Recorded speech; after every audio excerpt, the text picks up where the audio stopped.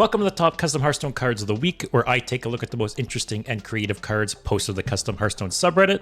And I unfortunately missed a video last week as I was on vacation. So to make it up to you all, I will be doing a double feature with this video where I'll be taking a look at cards from the last 2 weeks. So let's go right into it. For the first card this week, we have possibly the most creative and interesting card I've seen since I started this series. It is Decrypt Your Destiny. It is a 2-mana Death Knight spell with, for every Frost rune in your deck, you freeze an enemy. For every Unholy rune, you summon a Frail Ghoul, and for every Blood rune, you give your hero +3 health. And for anyone who watches my streams, I've talked on numerous occasions about how I think the whole Death Knight rune system is kind of a flop.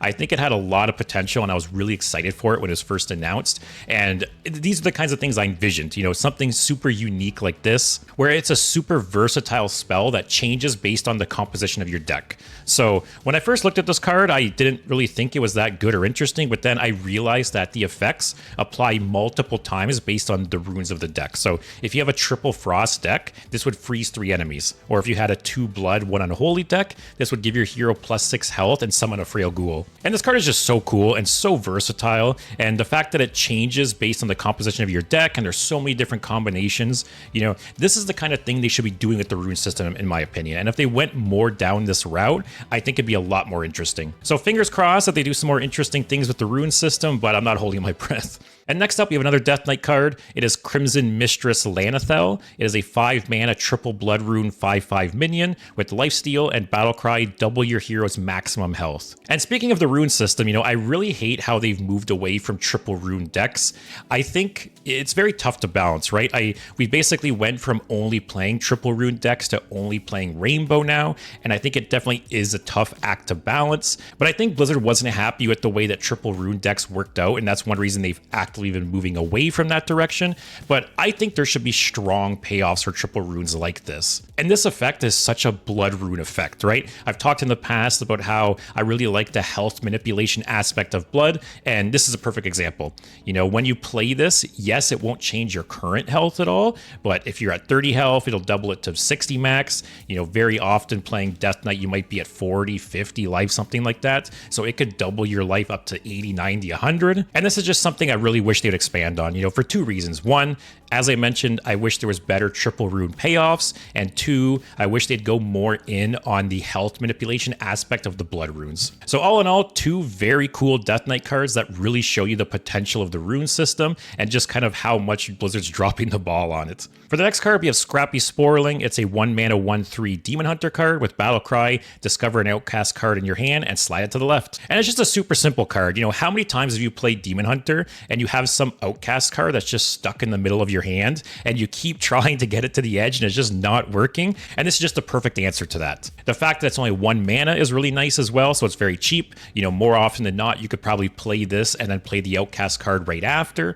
and it's also on a 1/3 body, which is competitive. It doesn't have a tribe tag, but I think that's kind of a good thing. I think if this was like a Naga, for example, I think it might be a little bit too strong potentially. But let me know in the comments, do you think if this was a Naga or some other type, would that push it over the edge? But other than that, I really like this card, especially since Outcast can kind of be a clunky mechanic at times. Next up, we have Align the Stars. Lots of really unique cards this week. It is a 1-mana Druid spell with deal 1 damage, and you forge once to make it so it draws a spell, forge twice to add poisonous, and forge 3 times to add cleave. And this is really unique because there's only 1 card in the game that has the ability to forge more than once, being Storm Giant, and all you get out of that is just an increasing mana discount.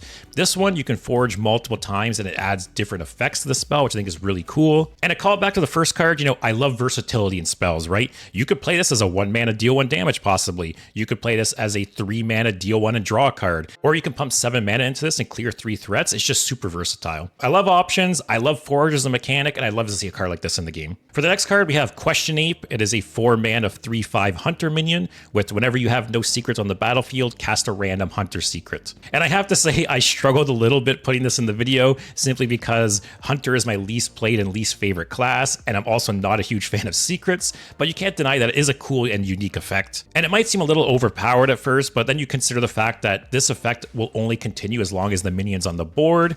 And sure, there could be some high rolls where you keep getting secrets like Freezing Trap and bait and switch that just keeps this alive, but overall, I think it's a really cool and unique effect, even though I hate secrets. But moving on. For the next card, we have Chains of Yogg-Saron. It is a 5-mana mage spell that says discover 2 spells.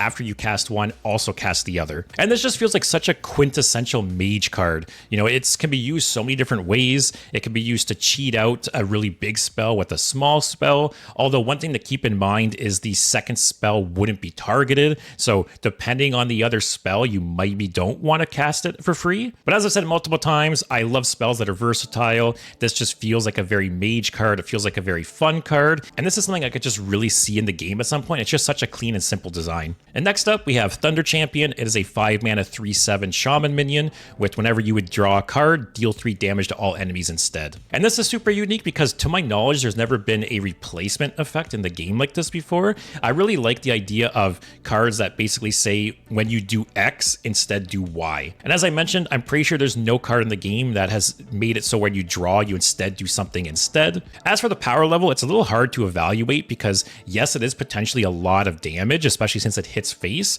But one thing to keep in mind is as long as it's on the board, you wouldn't actually be drawing cards. Although you could potentially get around it with discover effects or other effects that pull cards from your deck without specifically drawing them. But as I said, this is a mechanic I'd really like to see more of. The whole when you do this instead do that mechanic. I think that's something they could really explore. And for the next card, we have Mind Controller. It is a 2-mana warlock spell that says choose a minion. It attacks your hero, then it kills itself painfully. So this is essentially a 2-mana removal spell with a potential upside or downside depending how you look at it. You know, there is obviously ways to avoid damage with warlock, such as Fellspring Harp. Although as a warlock, you sometimes just want to damage yourself. So this could be an upside with, say, Molten Giant or the Demon Seed or any other number of cards that get better the more damage you've taken. So on first glance, I didn't think this was that good. You know, it's potentially like a 2-mana destroy a minion, deal 6 to 10 damage to yourself. But the more I thought about it, Warlock has so many ways to, you know, utilize that damage that it really might not be a downside. But let me know in the comments, do you think this card would be played? And do you think the damage is more of an upside or a downside? For the 9th card, we have Archimonde. I might be saying that wrong, but it is a 7-mana 7/10